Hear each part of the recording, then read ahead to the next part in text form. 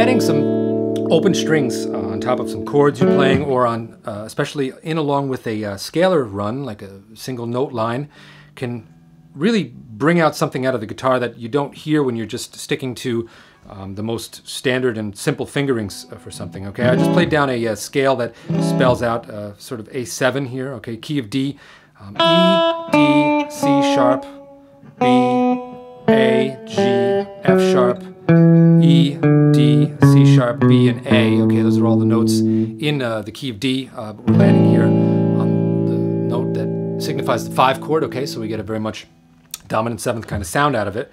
And you know, creating a sequence here too made it a little more interesting, but still as a single note line.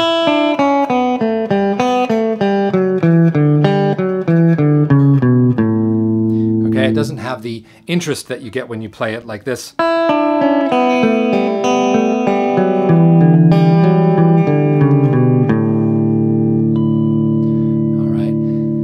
So let's learn how you do that. Take a single note line and work in open strings. Okay, now you're not going to be able to use your open strings in every key, but you do have a lot of keys in which you can use them. C, G, key of A, key of D. All right, this one's in the key of D. Once you get into the flat keys, you wind up with a B flat right away, so that's not going to work so well. So the keys with sharps tend to work a little bit better. And you can always use a capo, so keep that in mind. We're going to learn it's the notes in the key of D here, okay, because that was fitting coming down to this A chord, all right? But I'll show you also then at the end doing it in C, okay? So let's start off right away here looking at what you got to do with your right hand to pick these kind of scales. Now I like to use what they kind of call a banjo roll, which is where I'm using three groups of three strings here, okay, and that's typically how this works out for these open string scales, that you have like 3 strings next to one another, because you can get the notes pretty easily to ring over one another in those kind of groups. So starting off picking a note always then with the ring finger, then the middle finger, and then the pick. Okay, see that right hand? All right, and you hear those ringing together now, this E, D, and C sharp. Okay, it sounds like someone hit 3 notes on a piano and just held them, or held a sustain pedal, or it's on a harp or something like that, okay? You don't hear it as much on guitar, and that's why I want to show you this, something that adds a little bit of a different spice that maybe a lot of other players aren't doing, all right? That's a really cool thing. All right, so here we're going to get E, D, C sharp, B. Okay, listen to that ringing, much nicer than...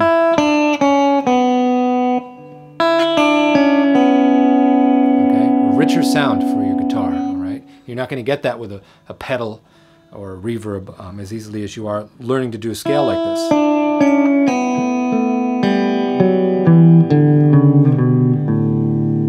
right, so note by note, and go to my site, you'll see this tabbed out underneath the blog entry there, okay? I'm just going to go through it note by note here.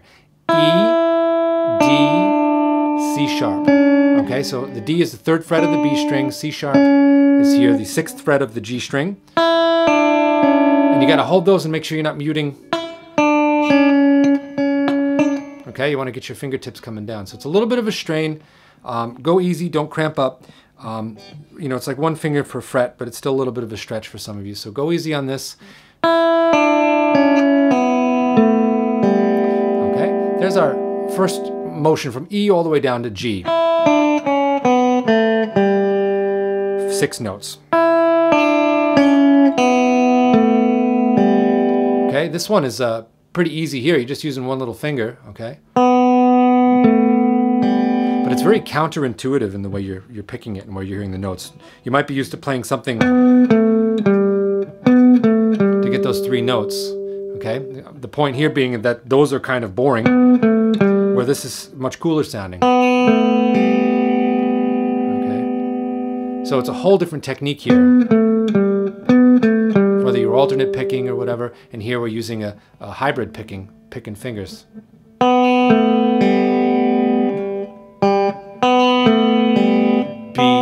A, G, okay, B, A, and then G there, okay? And the thing that I find with this that's very counterintuitive is you're coming down from the B to this A note, right? You know, coming down lower on the guitar, lower string. And that seems to work in your mind, you know. B down to A. And you feel like you want to go lower somehow, down to a lower string or down to a lower fret, but you got to go up a string and to get a lower note. So that takes a little while to get that coordination down, and just trust it. All right, or you can do it with the little finger. Okay, to continue down the scale, we got the G string ringing now. We're going to go down here to an F sharp on the 4th fret of the D string, fingered with your pointer finger, and we're going to have the same distance here, the same shape between fingers. Okay, to get a G, an F sharp, and an E. Okay, and then your open D string, and we're going to carefully let that D string ring a little bit and go down C sharp, B, and A. Okay, that brings us all the way down the scale, the whole thing together. And again, check that tab.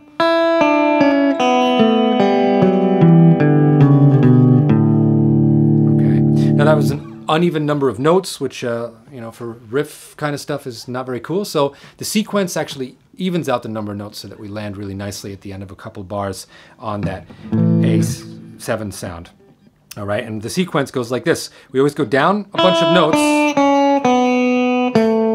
down 6 notes, and then up to the next open string. And this makes for a cool open string picking lick because it always gives you another, in case you kind of silence some by accident, it gives you another open string that rings then.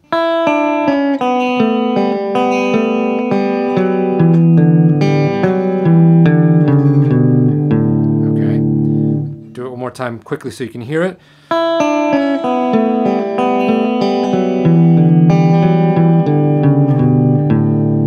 Okay, that's your goal. That's what you want to get to. Having all these strings ringing and creating this sort of thick, full sound on one guitar.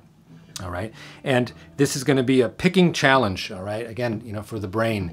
Just looking at the tab is going to make you go, what do I got to pick here? Follow me here, what I'm doing with the right hand, okay? Ring finger, middle finger, pick, middle finger then for the B string. So work on those first few notes. And get those down so they feel natural.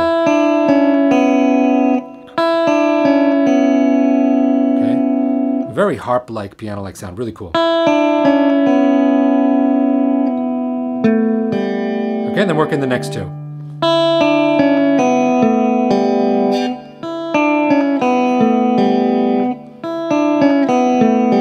Okay, and then come from the B string and go down 6 notes again.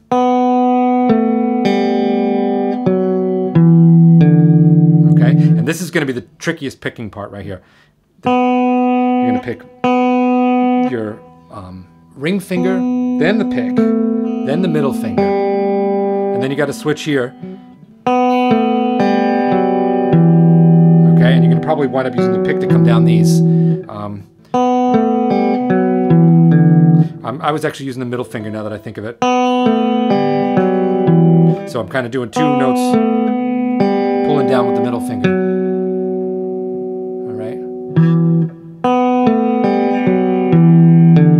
And the middle finger again there. All right, so this is a tricky one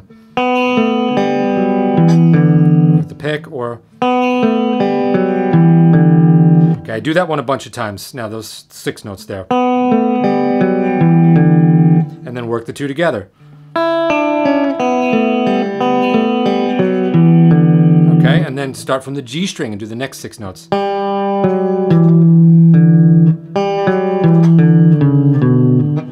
Okay, and then you're ending on an A note like that.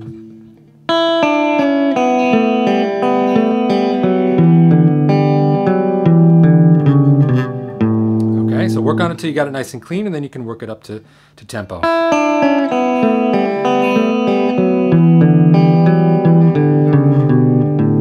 Okay, and those groups of 6 notes like that have a nice rolling quality to them, like 2 triplets. Okay, so that's your goal, to get that lick sounding like that. It's a cool one to learn. Come up with your own kind of things, all right? And in order to help you with that, you might be, this was all in the key of D here. Okay,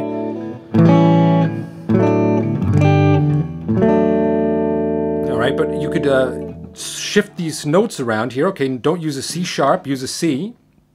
Don't use the F sharp, use an F, and you'd be down in the key of C. All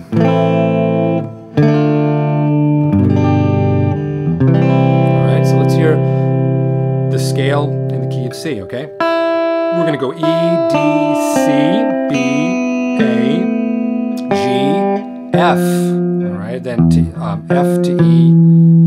All right, F to E, D, C, B, A. All right, that would just be like something over A minor. All